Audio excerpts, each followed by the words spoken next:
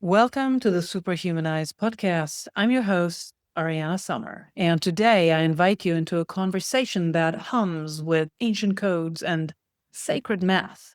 My guest is Kaitlyn Kaerhart, bestselling author and renowned numerologist, mystic, musician, and teacher of cosmic pattern. Her work is a bridge between disciplines and dimensions, blending music, mathematics, mysticism, science, and soul. What you're about to hear is a chance to remember who you are through the lens of numbers and archetypes. Whether you're familiar with numerology or encountering it for the first time, I invite you to listen not only with your mind, but with your field, your resonance, because you are the cosmic code. Superhumanize. Accelerated evolution.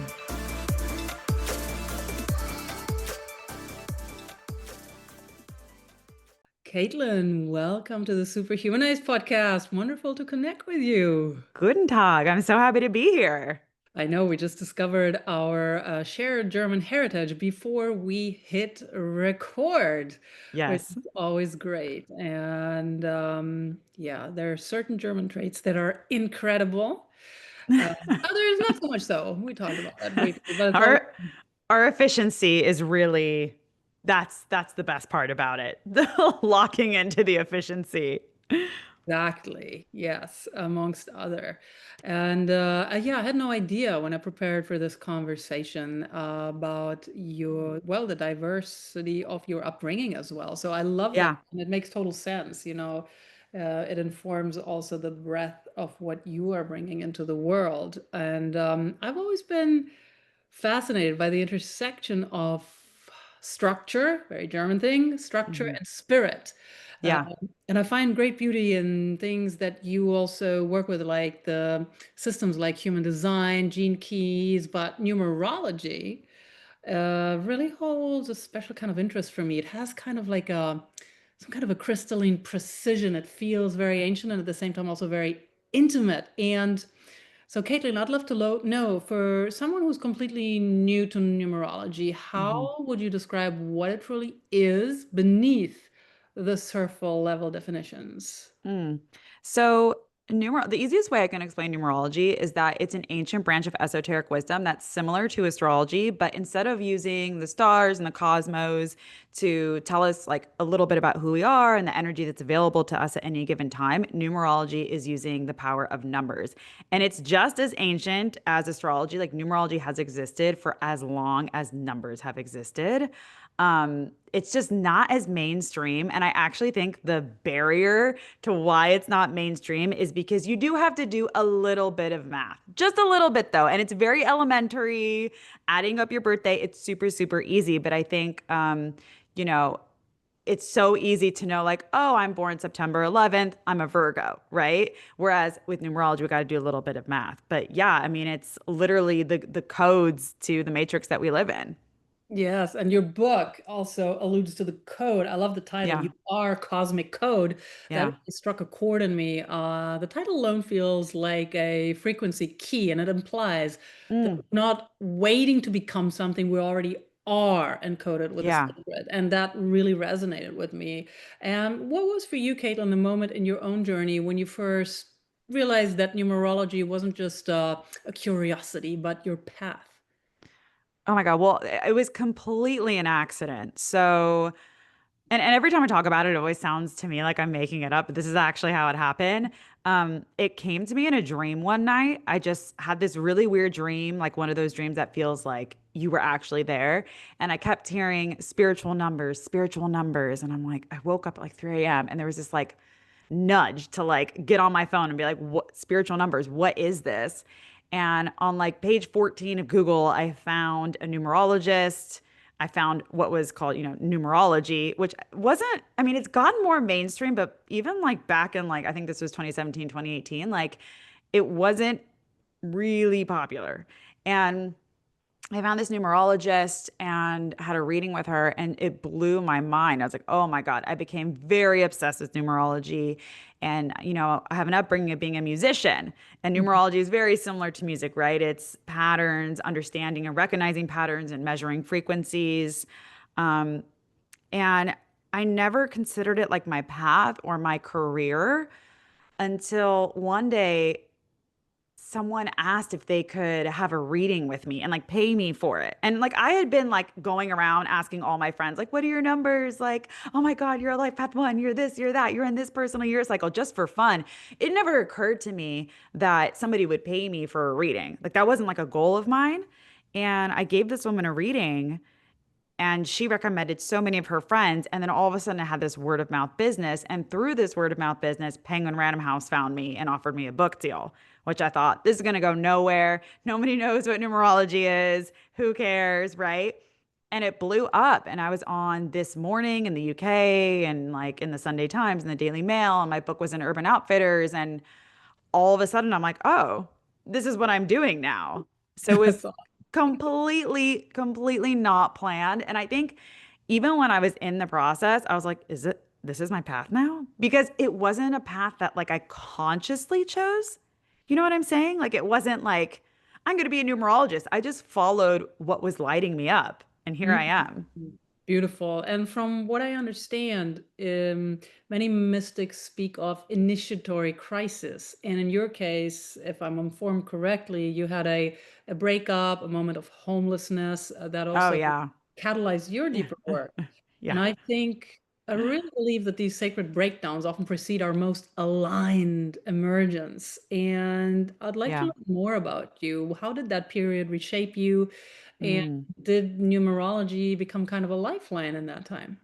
Yeah, so I had a company with my ex-boyfriend, and it really just wasn't aligned. But I had this fear at the time of leaving and like not being part of this company that at the time like I was the face of, and it was pretty like public. And I remember being really scared. I was like, our finances are tied together, all these things are tied together, but like our relationship, it just wasn't working. And I remember the moment where I was like, I absolutely can't do this. And I got to the point where I was like, I don't care if I'm broke, homeless, have nothing. I need to get out of this relationship. It's not the right relationship for me. And I ended it. And I was broke because again, our money was tied together and there were all these legal things that were going on with the company when I left and a lot of stuff went down. And I remember feeling really lost and just like, I have no idea what my next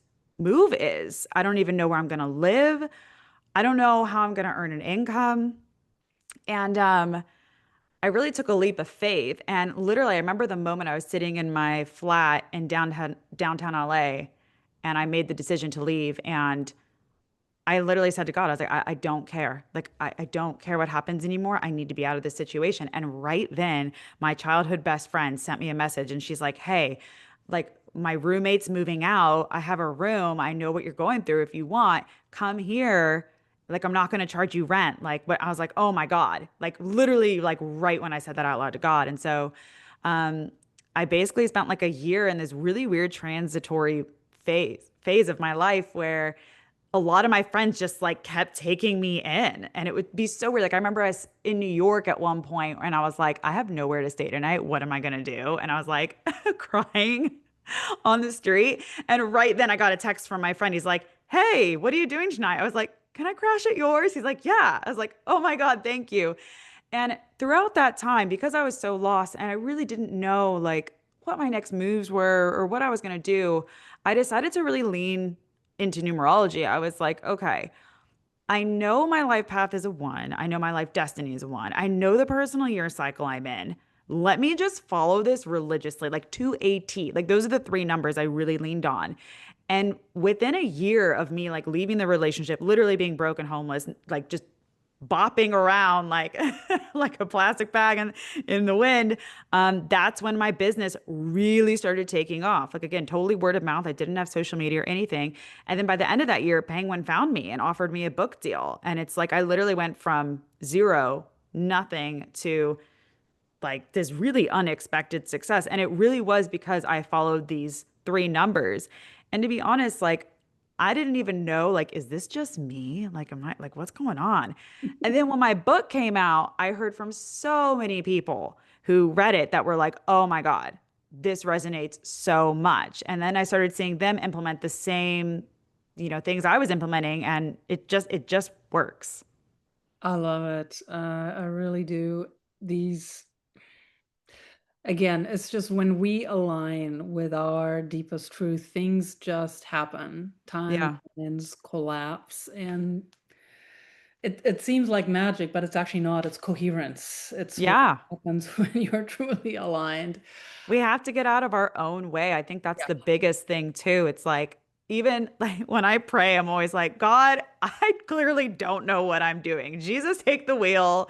Like, I every day I try and like surrender because we don't realize how limiting our minds are. Like, if you had told me when I left that relationship and I was prepared to be like broken, homeless, and I had no idea what was going to happen, if you're like, oh, within the year, you're going to like become an author and Penguin Random House is going to offer you a book deal and you're going to have this business and all, like, I couldn't in my wildest dreams have even conceived of that, you know?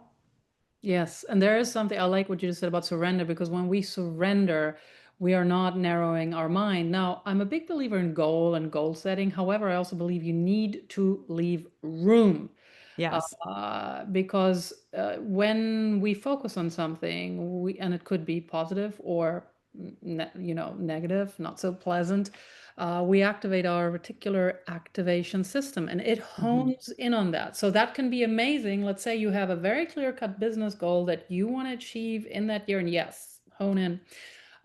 However, when I believe when it's bigger life pictures, this room to play, this room to flow is super important. And Mm. especially also with it comes through what you just said.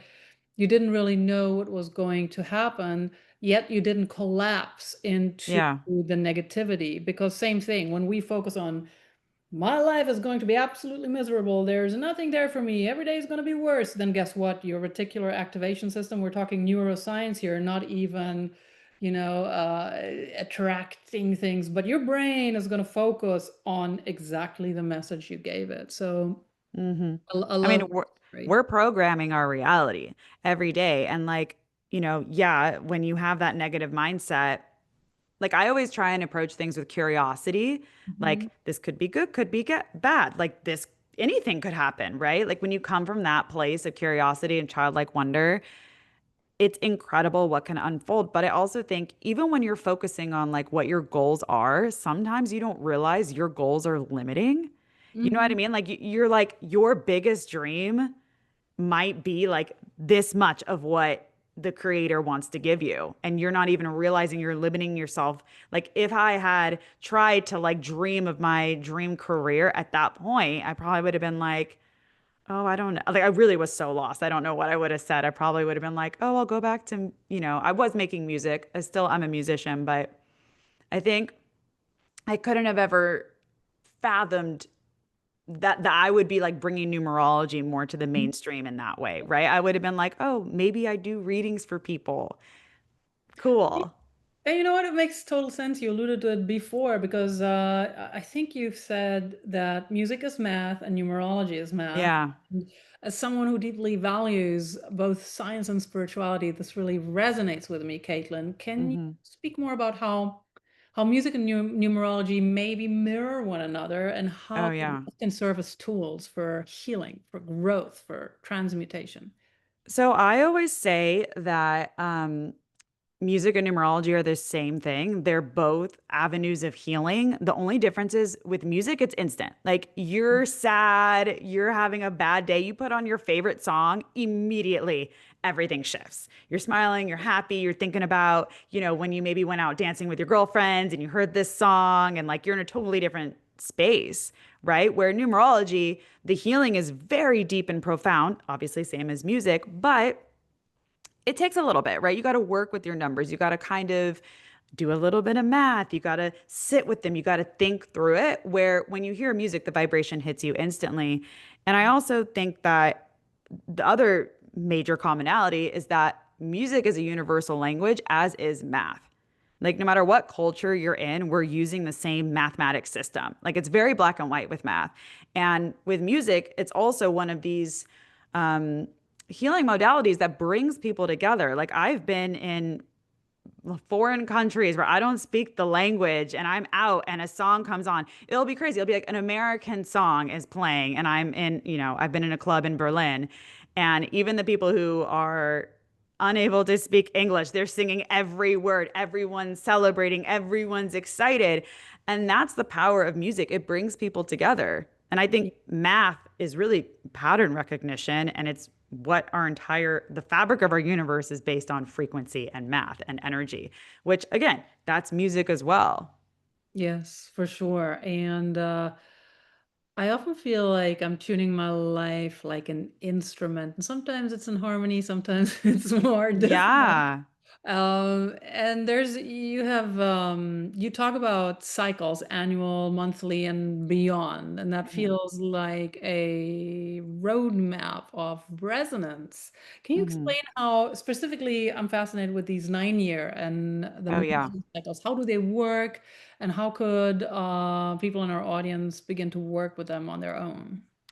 So in numerology, we have what's called year cycles. So numerology deals with single digits 1 through 9, and that's because they're the purest form of energy. So if you start to kind of get deeper into numerology, you'll realize that a lot of the equations in numerology are always asking you to reduce numbers, which means you just keep adding them until you get to a single digit. So there are 9 year cycles, and each year cycle has a theme. Now we have universal year cycles, which is the energy the collective is going through. And then we have the personal year cycles. And each of us is in our own personal year cycle that's based on our birthday, right? So you and I might be in totally different year cycles, experiencing different themes based on our birthdays. But then again, there's that universal energy that we're all going through. And alongside the year cycle, we have the month cycles. So each month also has an energy that's playing out with the year cycle. So, just to give you an example, it's a year 9. So, 9 is all about endings and completion. It's the very end of a 9 year cycle. So, the last 9 years, all the things that have been kind of going on the planet, it's time to kind of like wipe the slate clean and prepare ourselves for next year, which is the start of a new 9 year cycle. It'll be a year 1 next year, which is all about like new beginnings and innovation. So, this year is a year of endings, really, and completion. And let's say we're in a month 6. So 6 is the energy of love and relationships. So when you look at that combination, you can go, okay, so we're in this year of endings. It's a month of love and relationships. So there might be endings and completions that are happening within your personal relationships. You might be letting go of something in love. You might have an ego debt that's associated to like how you show up in love, how you're giving and receiving. A lot of relational stuff will come up. Whereas if you're in a month 8, which actually right now we are in a month 8, eight's all about money and power. Mhm. So if you look at that alongside the year 9, you can really start to be like, okay, this month there's going to be a lot of shifts in our financial systems, in how we relate to money, how we relate to power. And that could show up in a lot of different ways, right? I always tell people, like, yes, it's important to track the universal year cycle, but it's even more important for you to track your personal year cycle. Ah, yes, interesting. My life path number is a 9. We're in a Oh, 9 wow. year. So are there any few things you could just Oh my God. I just did a bunch of posts on my Instagram. yeah. I don't know if you saw those, and I went deep into every single life path number, and I got so many comments from life path nines and the 9 ones. They're like, "Oh my God, it's so hard being a humanitarian." And like the life path 9 is not for the faint of heart. And it's always a path that aligns with people who are old souls. And a lot of numerologists would actually tell you that as a life path 9, this might be your last incarnation or one of your last ones, because you've gone through all the other levels, right? And it's tough because as a 9, you're here to make the world a kinder, more gentle place, but you have to get to this place of like non-attachment Mm. to be the ultimate giver, the ultimate humanitarian. So you go through all these trials and tribulations of not being attached to things, which can look like and feel like things just being like ripped out of your life. You're like, oh my God, like I was attached to this relationship, gone. I was attached to this home, goodbye. I was attached to these possessions, bye. Like it's a lot of surrender. And, other life path nines, just to give your audience context, Gandhi, Mother Teresa, like it's not a chill number. I will say Jim Carrey and Priyanka Chopra are also nines.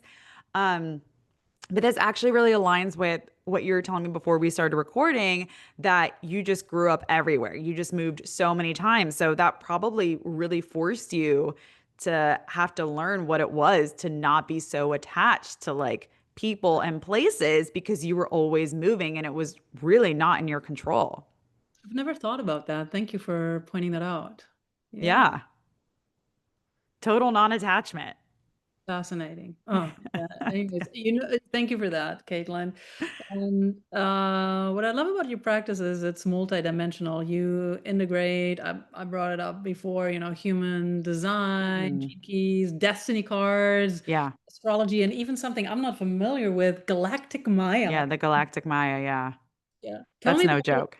And also, it's your joke or? No, I say it's no joke, the Galactic Maya. Oh, okay. So I want to hear about that. And then I'd also like to know, how do you decide which system to use when you're supporting someone? Mm. And what does each one of them uniquely offer? I know there's a bunch of questions, but yeah. Yeah, yeah, yeah. So I I'm fluent in numerology, astrology, human design, the 52 card deck, and the Galactic Maya. And my mind just kind of works that way. I think maybe that's like the Uh-huh. the German heritage in me. Like I can just grab from all Maybe these some different. ADHD. Yeah, I also have ADHD. So it's like one of those things I can just grab from all Okay. these systems. Um, Everything I do, the basis of everything I do is through the lens of numerology. Like that is really our coding. And, every numerology chart is as unique as a thumbprint. Like no one's codes are exactly the same. And I've done thousands of charts. So that's kind of the basis, right? I see everything very mathematical. And so I use numerology as like the basis of understanding like who is this person? What are they here to do? It's also very simple. It's very easy. It's very like black and white where I feel with something like astrology, you can go to like 10 different astrologers and get 10 different interpretations of what it is to be, let's say, a Virgo sun, right? But I will always use numerology as the base. And then I'll look at astrology to understand transits, to understand something specific. Like I love looking at asteroids like Chiron, like where's your deepest wounding? Um, when like what's going on with Saturn in your chart. Like there are very specific things I'll pull from astrology. And I feel like numerology and astrology work really well together. And then I'll go to human design when I want to understand how does someone's energy move in the world and how are they meant to make decisions. Like your energy as a manifester couldn't be more different than the energy of a generator. And it's totally different strategies, right? So that's super important. And then with the 52 card deck, it's an amalgamation of astrology and numerology. It's ancient. It's really easy for me to just understand the connection between people. So when people come to me and they're like, oh my God, I met this guy. I think he might be someone significant. I'm like, give me his birthday. I don't even need his year. I don't even need his birth time or none of that. Like, just give me the day. And I can kind of be like, okay, here's your relationship. And it's also good for tracking timing. And then with the Galactic Maya, that's its own calendar, own system. It's really deep. It's really in depth. It's almost hard to talk about because it's not like anything else. But I will look at that just to understand like your core purpose through the lens of the Maya and also like what you're calling in and the people around your life and like what some of your karma is on the planet. And again, all these systems, they're saying the same thing. Like I've decoded so many people from the top down, and I've never ever looked at someone's numerology chart and it say something different from the astrology. They're complementary tools and they all work together. And I pull from whatever I need to when necessary. But sometimes I'll get on a call with someone and I really only need to talk about their astrology. And sometimes I'm like, oh my God, we really, really need to talk about your Maya, and that's rare, but it does happen. And I think also that the different systems resonate differently with people, especially with my male clients. I've noticed a lot of them are very specific. Like they'll love human design and numerology, but they'll hate astrology. Ah, okay. So I also think like some people, different people are drawn to different things and they're just different languages that we're speaking. Yes. And it's also interesting what you just said that these systems interlink, right? That Yeah. all kind of, in essence, speak of the same regarding an individual person. You've also mentioned that even people who don't believe in astrology or numerology can benefit from, from the reflection it invites. What would you Mm. say to a skeptic, and why do you believe that reflection in itself is a form of healing? Yeah. So it's funny because people talk to me all the time about like, what if someone doesn't believe in astrology or numerology? And I'm like, what does that even mean, believe? Like these aren't religions. These aren't like these are tools. These are healing tools for us to use to be more in touch with ourselves and to understand the world around us better and to ask better questions of ourselves. They're here to help us grow, right? And even if it was all made up, let's say hypothetically, there's absolutely no truth to astrology and numerology, which would be insane because it's existed for thousands of years. I'm sorry, there has to be some truth to something that's held up for this long. Even then, the benefit you get just by looking at your charts and asking yourself questions like, oh, I'm a life path one. So that is the leader archetype. Now, my whole life, I was always thrust into like being seen or being the leader. Like in group projects at school, people like, oh, Kaitlyn, you go up there, you talk about it. Like when I was playing in bands in New York and I wasn't singing and I was just the guitar player, people would like, hey, like the guitar player, and they'd want to talk to me more. Like I was just always being put in these positions and I didn't understand why. And when I understood that as a life path one, I started to ask myself, okay, I've always shied away from being seen, but what if I just try it? What if I just try being seen? What if I just, instead of being forced to lead, what if I just take the lead? Hmm. And the more I did that, the more that I came into alignment with where I'm at now. And things went a lot smoother for me. And even beyond that, just asking myself, like, you know, like, am I innovating in the spaces that I'm in? Like, how is my relationship to my creativity? Looking at the shadow side of the life path one, like, that's like self doubt. Like, okay, I know that's my shadow side. So, what am I doing about it? How can I counter all the self doubt that I feel that comes up, especially when I'm being vulnerable or putting myself out there? And these are just really important questions I think we should be asking ourselves.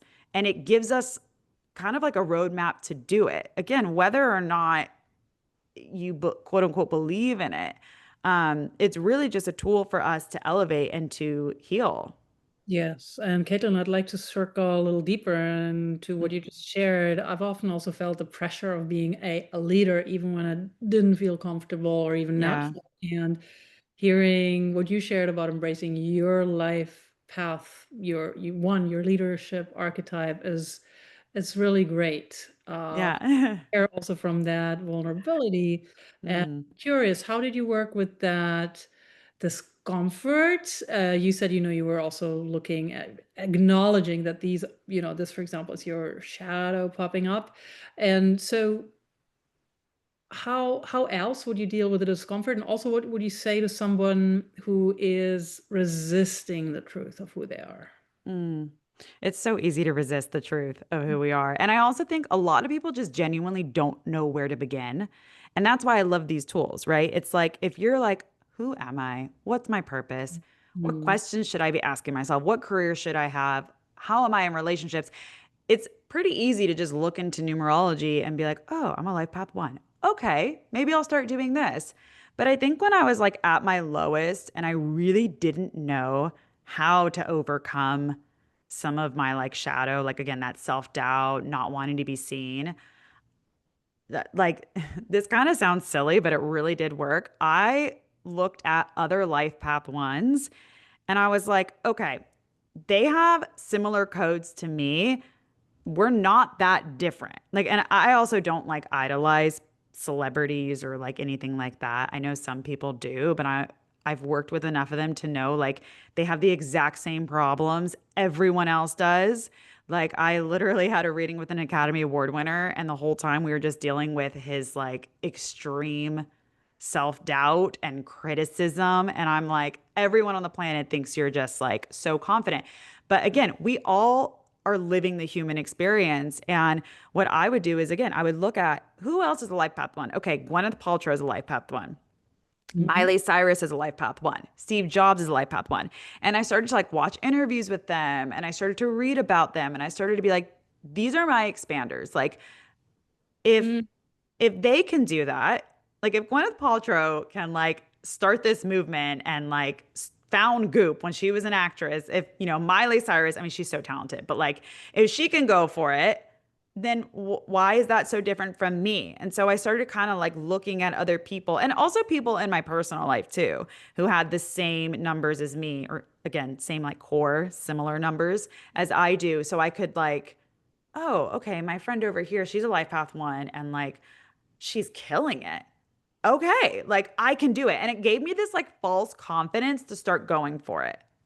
Even when like there was a voice in my head being like, who are you to do this?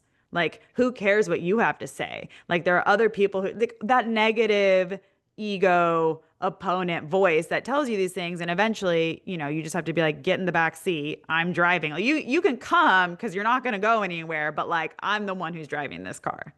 Yeah, and I love how you call these individuals expanders. I also like to call them permission slips because Yes. they show what is possible. And when I witness others unapologetically standing in their deepest truth, in their fullest expression, it is not only inspiring, it is also igniting. Mhm. It's like you can connect with something in the field, whether you can connect with a frequency that's also in you, but you may have just been Exactly. it. And Yeah. again, if you look at it just like we're just codes, just like when you look at coding on a computer, it's like the matrix when you see the numbers coming down. Yeah. That's us in this system. And it's like, That movie. yeah, I know. It's such a good movie. And that's us in this system. And when you can be like, this coding has this from that coding, then you Mm. understand like why not use these permission slips to bring that trait out? You know what I mean? Even if at first it feels unnatural, but I can be like, damn, Miley Cyrus is so bold. And Yeah. actually, her and Gwyneth Paltrow are the only life path one, life destiny ones I found. And I have the same. So I'm like, okay, these two women are so strong, so gifted. They go for it. And I'm sure I've never read for them, but I'm sure they have like similar like pitfalls to me. And even seeing interviews where they talk about their own chatter, they talk about like, oh, I had to struggle against this. It always resonates with me because I'm like, oh, yeah, I have similar struggles as a life path one. And it just gives you that courage to put yourself out there. For sure. And I think a big deal is really also for us women to unapologetically stand in our sovereignty.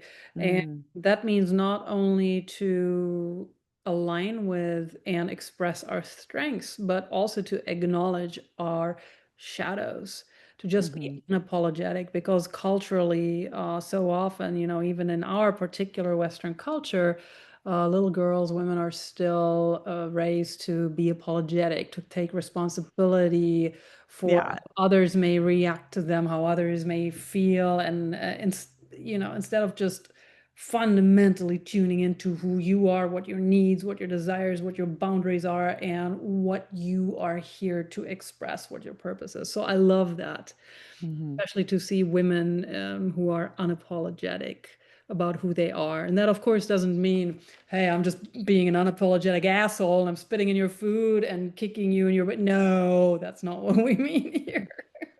It's just being truly aligned with who you are and expressing that, embodying that.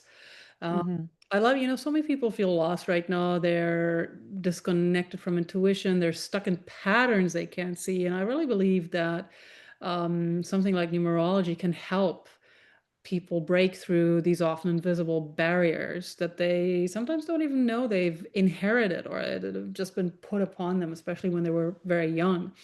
Um, when I prepared for the conversation with you, I came across a metaphor you used about humans falling out of tune, like musical instruments. Hmm. And I'd love to learn more about what are some of the signs someone is out of tune and how do you guide them back into alignment? That's so funny that you're asking this question because I did this huge deep dive on the life path number on my Instagram recently.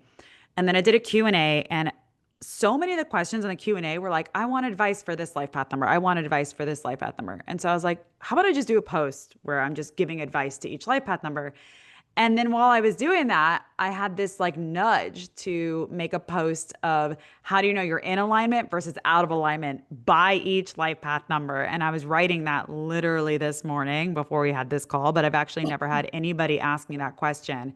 Um, and I do want to say something that kind of answers your question, but also speaks to the point you made earlier that like humans are patterns. Everything in this world is cyclical and patterned. And the thing that I love about numerology is that when you work with the codes, you work with the numbers, you see your patterns so clearly. And at first I thought, I was like, is this just me? But I've had so many students of mine tell me that working with numerology literally woke them up. It's like a Neo moment, like wake up Neo, especially when you work with your personal year cycles. When I first tracked my personal year cycles, I was shocked. Like we think that, oh, each year we're like growing and evolving and we're changing and new things are happening. But I realized that the same things were happening to me in the same year cycles on repeat. Like every year four I was in, I moved homes and I went through a breakup. Every year five, I was traveling and in transition. Every year six, I fell in love. Every year seven, I was singular focused on one thing. Like, and it gets really nuanced. Like I've broken down month by month of past year cycles, and like the same people will come in. Like I remember I was dating this guy in my year one, month two, and we broke up that year. And then he came back 9 years later in my year one, month two. How'd that turn out? It's same.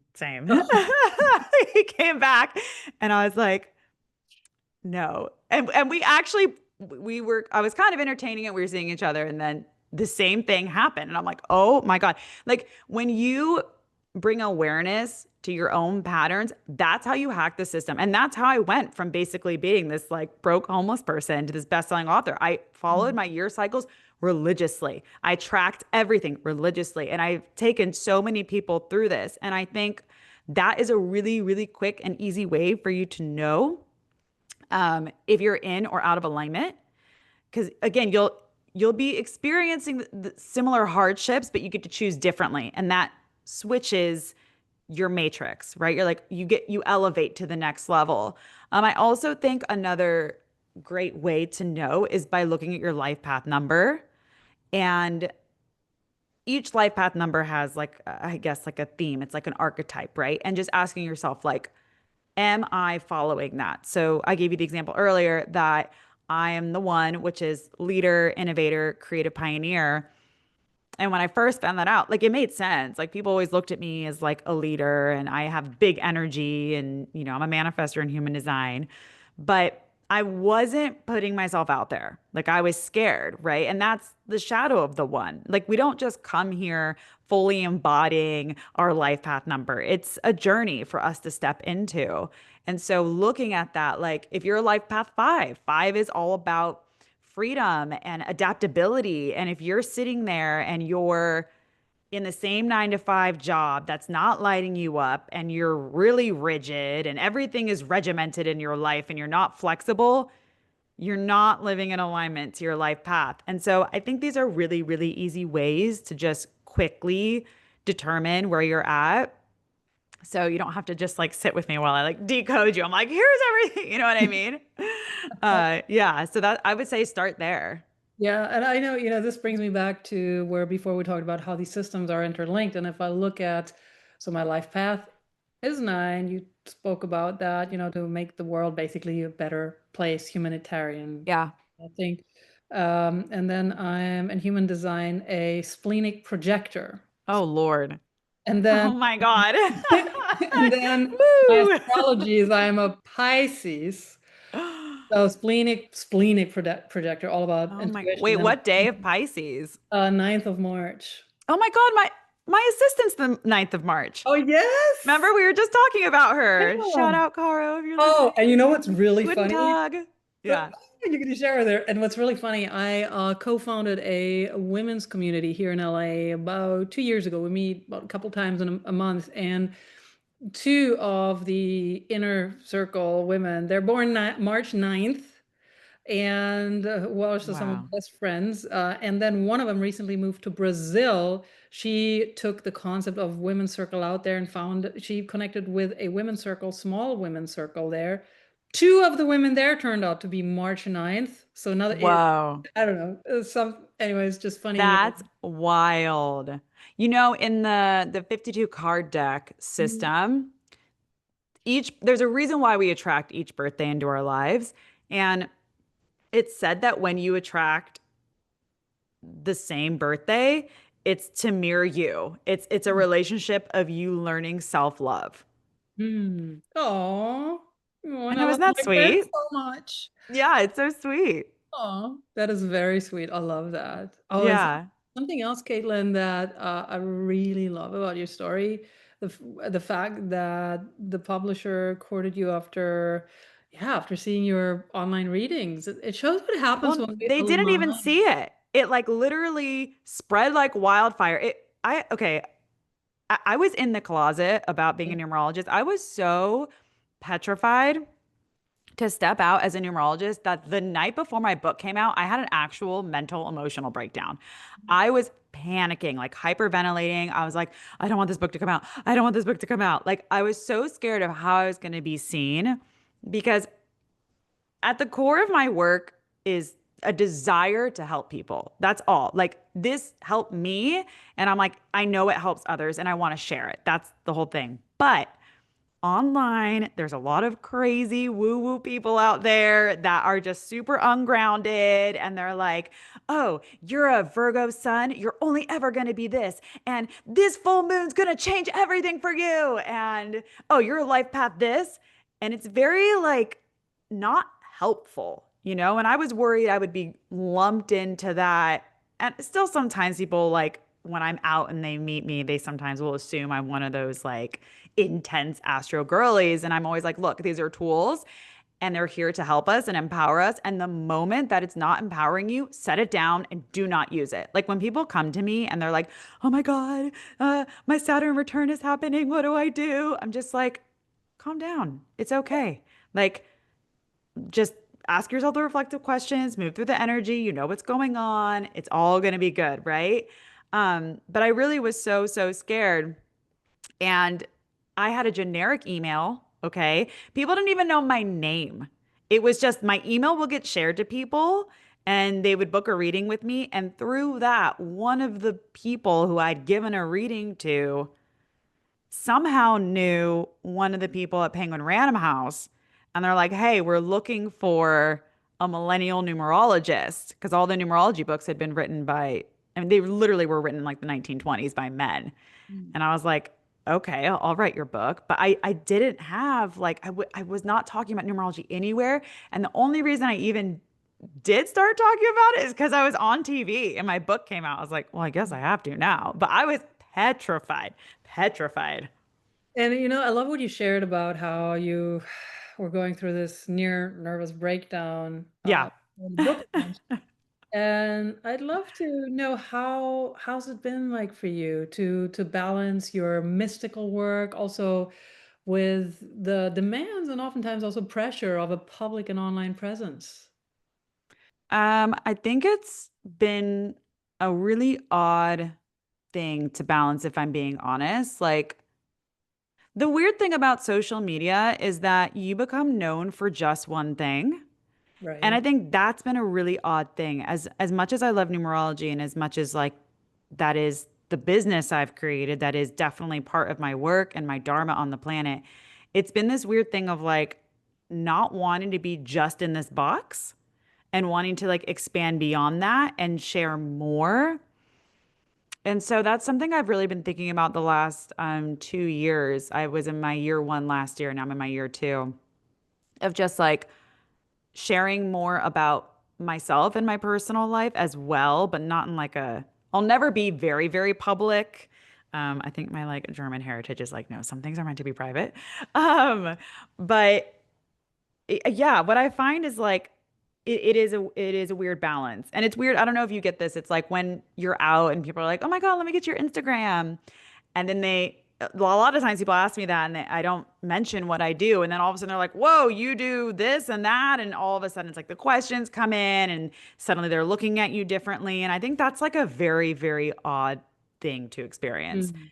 It's weird to think of myself as like a public person because I feel like I have such like a small like community right now. I mean, I'm like really grateful for the size, but like I have friends who are on TV and I'm like, damn, that's a lot to deal with. But it is weird sometimes when someone will message me or email me and they'll talk to me about my personal life. I was like, wait, how do you know that? Like something I like that happened like 2 years ago. They're like, oh yeah, Kaerhart, do you remember when this happened? I'm like, how do you know?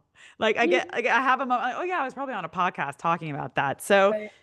it's an interesting balance, I find, of like sharing yourself online. And, one of my friends, Mark Groves, who is amazing, masterful relationship coach, him and I were chatting about social media, and he was like, isn't it strange that for the first time in history, there's a version of you that exists 24 hours a day for people?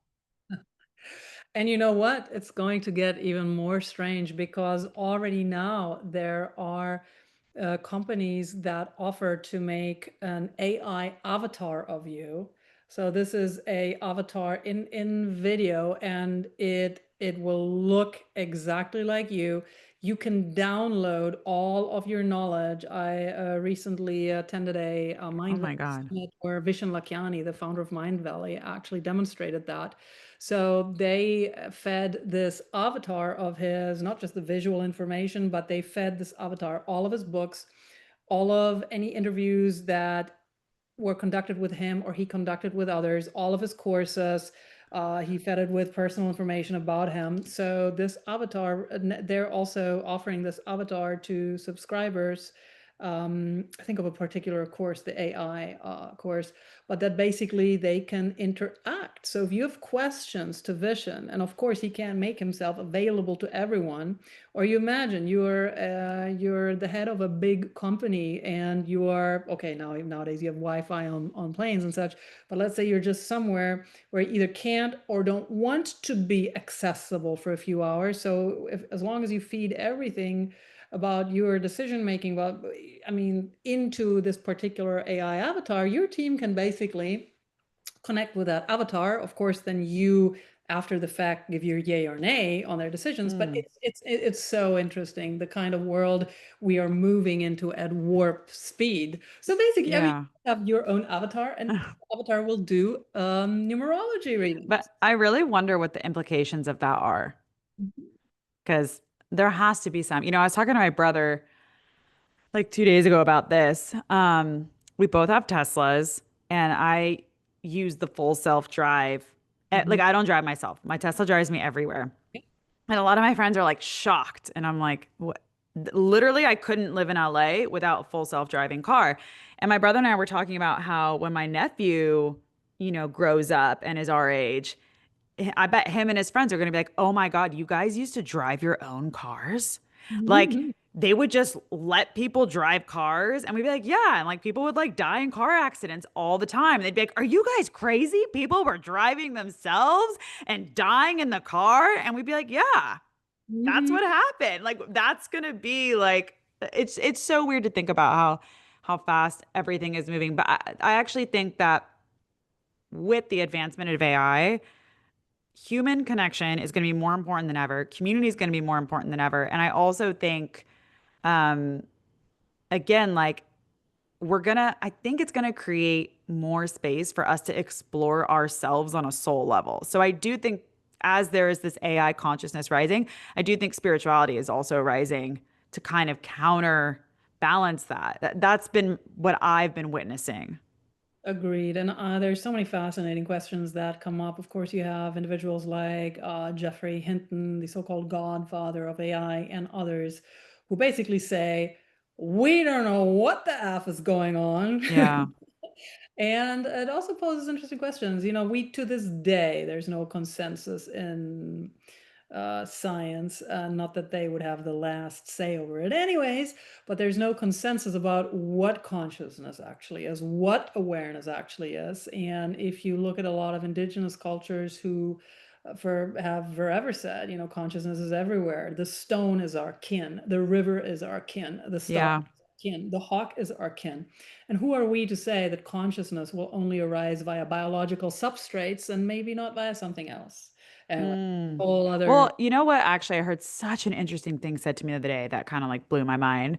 And that doesn't happen that often. One of my teachers was like, part of the reason that AI is here is to get people comfortable with having a relationship with something that has basically like infinite knowledge and wisdom. Well, wisdom, that's not exactly the word he used, but similar to God. And that actually people having a relationship with AI in a way might wake them up to God, the creator, some sort of universal consciousness, because it's like it's kind of like talking to that kind of, not again, not making AI or God, because I think that's really, really unhealthy. But just that, when in human history have we had the opportunity to talk to something that feels all knowing and to get an immediate response back? Of course, like people pray and they have a relationship with God, but you don't always like, if I go, okay, God, what's my next move? Like I might not hear anything, where like I can go on ChatGPT and be like, chat, what should my next move be? And immediately it's like, from knowing me, from me talking to ChatGPT, it's like this, and this. Now, of course, we need discernment. And this is not like a something I'm arguing for. I'm just saying it was a really, really interesting thought to contemplate and consider. Absolutely, yes. And I believe that discernment and being rooted in our own deepest truth, in our sovereignty, that AI can absolutely enhance us. It has the possibility to create the world, the most beautiful of all worlds that in our heart of hearts we know is possible. And it can help us find solutions for some of our biggest problems. I personally am not worried about AI per se. If there's anything to worry about, it's more the people who build the guardrails, who build the programs, the algorithms, and so forth. But then again, even if you build something, at some point it might just become something you never even began to fathom.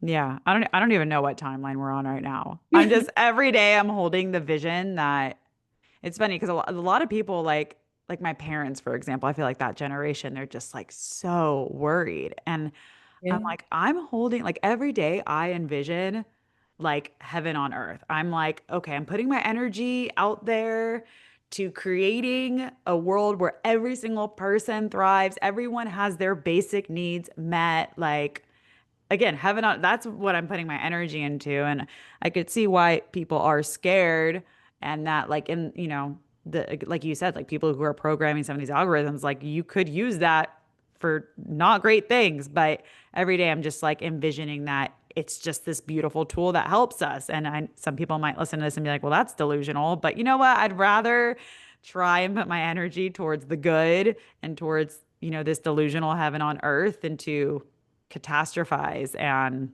And who's to say it's delusional? That's also just programming, because when we are yeah, so programmed by fear and by lack and by it's always been that way, well, if we really look at things, that it's always been this way is more focused on the last 3 to 5,000 years, when certain systems have been implemented globally that are to the yeah, detriment of so many.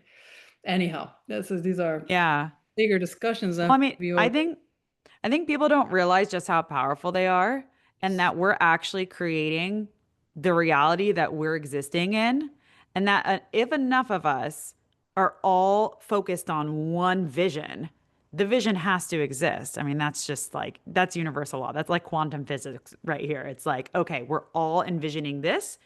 Okay, then our frequency is vibrating at that level. So it must materialize, right? And I think, yeah, I'm holding that vision of just AI just really helping us, me not making us go extinct. No, thank you. I'm with you there, 100%, Caitlin. And a lot of things may seem like tests, for humanity, or Mm, even the test of our own soul. And are we going to rise? Is it going to be evolution, or is it going to be devolution? yeah. And that brings to mind something on a smaller yet important scale in your life, Caitlin.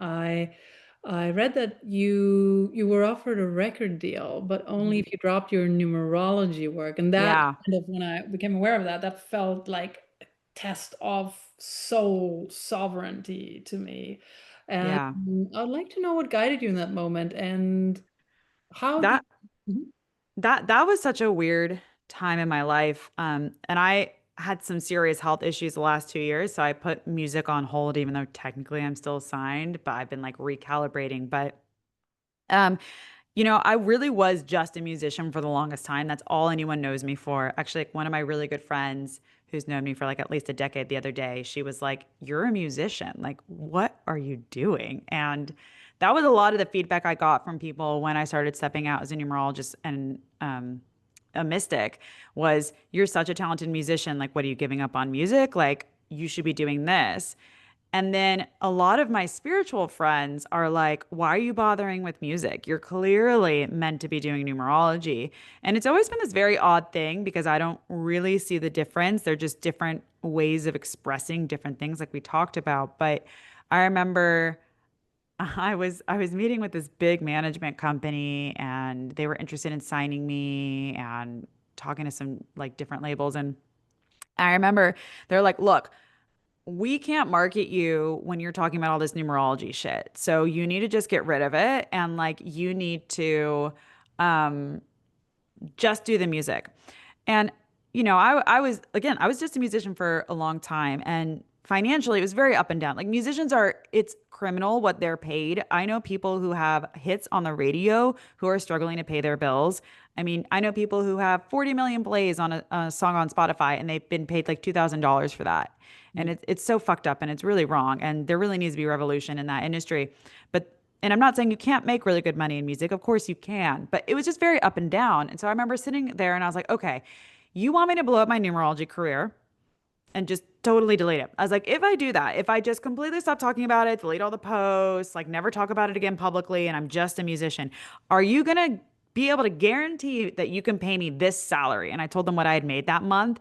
And by the way, I was the only girl at the table, and all the men just their mouths dropped and they're like, that's how much you made this month? I was like, yeah, that's how much I made this month Yeah. with my numerology bullshit, as you call it. Yeah. And it was crazy. And they were like, oh.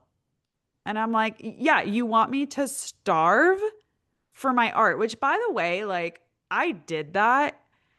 There's a lot to unpack there, but nothing kills your creativity faster than not being able to pay your bills. Like it Right. was horrible. It was horrible. Just the stress of like, fuck, how am I going to make rent? And my bank account is like about to go negative. And I have all these people who are like, you need to write a hit. You need to write pop. You need to.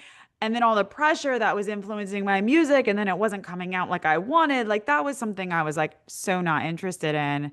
And Sure. so again, when I was able to be like, look, I get to help people and help like heal people. I mean, again, it's not me. It's I'm facilitating here like numerology. So I just want to really make that distinction. I'm not like a guru. I'm just as messed up as everybody else. I just know numerology and by sharing that wisdom and being the channel for it, like I know that helps people and I'm like I'm helping people and I can actually pay my rent. If you can't even guarantee me these things, like it's an absolute no. And this is something that's always rubbed me wrong, especially for those of us who are walking multi-dimensional paths in a world that loves boxes. Yeah. Where I come across people who that's just their comfort zone. And it's understandable. The brain likes things to be simple, to understand quickly, to know what is of benefit, what might be a threat. So, on a purely biological level, it makes sense. But we can be more than that. Yeah. Well, I think it's also like the the people who are saying that they're, older older generation. I think Gen Z, millennials, like we're in that space of like, I think our parents were like, oh, we just have this one career our whole lives. We do this one thing our whole lives. And I think we're kind of redefining that. And I think also social media, as much as yes, people get put in boxes, like I know so many people who, they're stepping away from what they're known for. They're starting new things. And I think, yeah, we are multidimensional. We're not meant to be in a box. You can't possibly put someone in a box. Even when your mind tries to, it's like we contain multitudes, you know? Yes, we do. And I know I promised you to keep an eye on the clock because I know you have something Oh, else yeah, yeah. coming up. But as a to tie this conversation up with the last question, I'm someone who I believe deeply in remembrance, and I also believe we're here to help us remember each other, remember who we truly are, what we truly are. I feel your work is part of a much larger pattern of awakening across the planet. And from your perspective, Kaitlyn, what do you believe humanity is being called to remember right now? Mm. Oh my God. I really think, I mean, Pluto is an Aquarius, right? And I think that there is a spiritual awakening that's happening now where we're starting to recognize that like the reality that we're living in isn't real. Like we are spiritual beings, we're souls that are having a human experience. And I think everything that comes with that spiritual awakening is starting to happen on the planet. And I think we're remembering who we truly are, that we're not just like, I'm not just Kaitlyn Kaerhart in this meat suit. I live in LA. Like none of that is really who I am. You know what I'm saying? It's like, I think that's what's really coming online. And I think we're remembering our power. And I think we're remembering how strong we are together. Again, that Pluto and Aquarius is very much like revolution and it's people coming together, it's advancement.